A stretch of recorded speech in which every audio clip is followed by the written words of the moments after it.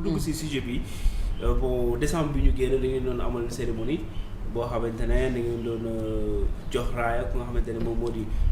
Miss Littérature. Et puis bon mu war a dem beneen compétition internationale bu Bénin. Tout à fait. Bon peut-être première question bi moom mooy après si sélection beeg boo nga xamante ni def ngeen xam nañ koo xam ne moom moo gagné. ban bilan ngay tiré ci organisation bi ak événement bi et puis soo mënee revenir tamit ci événement bi. bon ci lan mooy Miss Littérature déjà xam nga am nañ Miss mathématique Miss littérature. Voilà merci beaucoup Pape Malick merci Sista Maria di leen nuyuwaat bu baax di nuyu auditeurs téléspectateurs yi nga xamante ne si ñu ngi ñuy seetaan yëpp. alors donc di wax ni am naa mbégte vraiment donc teew ci seen plateau bi. donc pour parler de Miss Littérature donc évidemment comme Maria l'a si bien dit avant donc de développer. Il faut que déjà donc ñu wax c'est quoi Miss Littérature. Alors donc retenez bien donc Miss Littérature c'est né au Bénin. De la part d'une dame qui est aussi journaliste comme nous, Carmen Fimamé Tudunu. Alors donc c'est elle qui a eu cette idée, cette initiative de créer Miss Littérature. Donc après évidemment après avoir vu Miss Science, Miss Math qui existe aussi en Côte d'Ivoire, au Burkina Faso. Donc ak yeneen pays yoo xamante ne si nii yooyu mu ngi fa. mais auparavant on n'a jamais entendu parler de Miss Littérature. Alors donc moom après avoir participé un jour à un concours de littérature qui a été organisé au Bénin. donc kenn bëggul moo nekkoon marraine bi sama maman kenn bëggul ma koy nuyuwaale au passage. alors donc nee na moom ci la amee réflexe bi daal di ne pourquoi pas donc ñu créer un événement boo xamante ne si nii ça va vraiment évaluer l'intelligence, l'intellect des jeunes filles. Alors donc c'est comme ça que l'idée est née mu daal di koy teg alors donc voulons tasaare ko un peu dans l'Afrique puisque moom elle ne peut pas être partout donc dans chaque pays d'Afrique donc elle essaie de trouver là-bas une représentante ou bien un représentant du concours c'est-à-dire celle qui est chargée de coordonner, d'organiser donc le concours Miss Littérature. Alors donc ici au Sénégal donc yàlla def man la ñu choisir.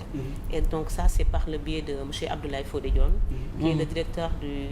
Festival international du livre de Dakar FILID qui est aussi en même temps éditeur maison d'édition Abyss ak écrivain aussi. Alors donc ci ñoom la ñu jaar moom comme moom tout le temps moom mu ngi dem ci salon du livre yi xamante ne ak ñoom. Alors donc quand la dame lui a expliqué le projet ni ko on aimerait bien que vraiment projet bi mu ñëw Sénégal donc kan nga ñuy booleel au Sénégal koo xam ne mën na ko porter donc je sais pas moom lu tax mu xalaat ma mais en tout cas merci quand même pour estime boobu noonu parce que dama jàpp ne loolu nit bu la nawul bu amul ci yow yaakaar vraiment du mën a jël un tel projet bu toll nii di la ko dénk donc ma ko ci remercier waat bu baax a baax tonton Abdoulaye Fodé donc ci moom la ñu jaar après ñu daal di may jox projet bi donc quand j'ai appelé la dame fekk mu wax ma ko ni masala elle va t'appeler donc bu la woowee vas-y xam nga jëlal man ko tonton Abdoulaye man ko un projet qui regroupe tout le Sénégal man dama ko mën a gérer mu ne ma vas-y tu peux le faire alors donc quand la dame m'a appelé donc je lui ai posé beaucoup de questions donc avant donc de dire oui parce qu'il fallait d'abord ma xam ci lan laay dugg qu'est-ce que c'est quoi Miss Littérature exactement donc bu ma ko posé des questions bi ma expliqué projet ba mu leer bon après comme ça je me suis engagée. Alors donc ici au Sénégal ma teg sama comité parce que aussi je ne peux pas le faire toute seule. Il faut donc nga am ay nit yoo xamante ne si nii ñoo la ciy jungee ñoo la ciy accompagner. Donc c'est comme ça donc j'ai mis mon comité donc teg ko ànd ci ak ay kàngam ñoo xamante ne si aussi sont des gens yoo xamante ne si nii yu ñoo xamee ci littérature sénégalaise. Alors donc au début donc ma ànd ci ak koo xamante ne si nii tey. su ma duggee ci milieu bi su ma xamee littérature donc c'est grâce à lui moo ma ci indi muy Pape Michel Mendy un écrivain aussi koo xam ne aussi vraiment moom tamit def na lu bari ci littérature sénégalaise alors donc moom moo ma ci indi vraiment dugal ma ci milieu bi ma xam ci voilà ñu tase maa ngi moom dañu tase parce que benn FILDAK mooy dernier FILDAK bi amoon au foire donc fa lañu tase maa ngi moom voilà fa la ñu xamante on a pris contact voilà mu indi ma daal dugal ma ci milieu bi ba ma vraiment macha allah. alors donc ma ànd ci ak moom au début donc par la suite après il y a Fatimata Diallo Ba qui est la marraine de cette première édition. aussi nekk professeur de français au lycée Jean Mermoz. nekk également écrivaine c'est elle qui a remporté le prix Sénacle de deuxième édition. de la catégorie roman. mu nekk marraine bi donc ma ànd ci ak Adama Aïdara suñu concert boo xam ne mu ngi Vox Pop. pas Vox Pop maintenant elle est à iRadio voilà ak ñeneen ay mag jigéen kan Malick Sow Lopez voilà El Hadj Babacar Diallo Abibou Koli de la DLL donc on a formé le comité tech donc ñu ne comment est-ce qu'on va procéder ñu teg wax xool nan lañ koy dugalee nan la ñuy def déjà ci yan sujet la ñuy évaluer xale yi puisqu'on parle de littérature donc il faut que ñu xam vraiment ci lan la ñuy évaluer xale yi ci ban thématique lañ leen di évaluer donc ci lan lañ leen di xam nga tester et voilà donc critères les critères voilà et donc quand j'ai mis aussi après par la suite ci lañ teg jury bi